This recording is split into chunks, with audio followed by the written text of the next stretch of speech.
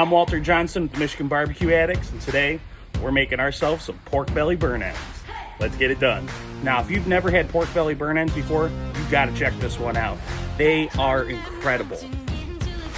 What we got here is 13 pounds of pork belly, fresh from my butcher. What you're going to go ahead and do is slice that in half, make it a more manageable slice to work with.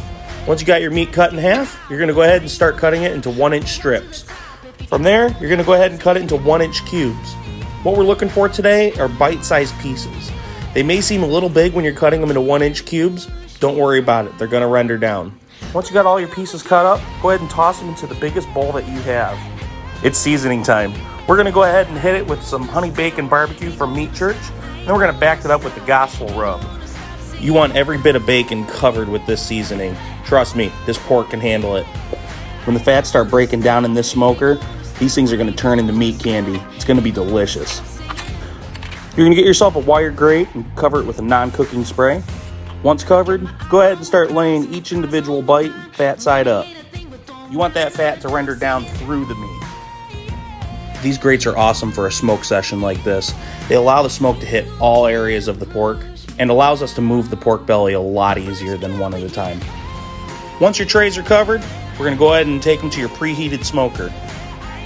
Once you got your meat on the smoker, we're going to close her up, maintain the heat, and smoke for about 3 hours. Now that we got those burn ends on, we just got to wait.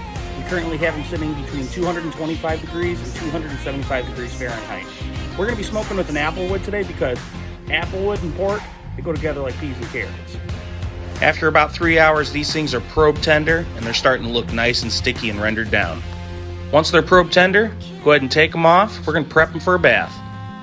Next, you're going to put on a barbecue sauce that you like. We're going to be using Pappy's XXX White Lightning sauce.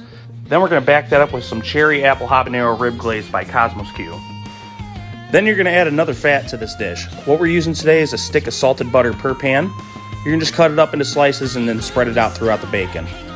Then with a spoon or your gloved hands, you're going to go ahead and toss them all together. Once you got them all tossed together, we're going to add some brown sugar to each of these pans. All you got to do is sprinkle it over the top.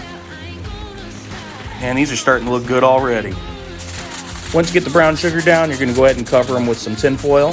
And then we're going to go ahead and put them back on the smoker. After an hour and a half under smoke, we're going to go ahead and take the tin foil off and allow them to smoke for another hour and a half. After another hour and a half of smoke, these pork belly burn ends are done, and they look incredible. The flavor profile was out of this world. They were tender, they were juicy, they were little pork candies in your mouth. If you liked what we saw, tune in next week. We'll see you at the barbecue.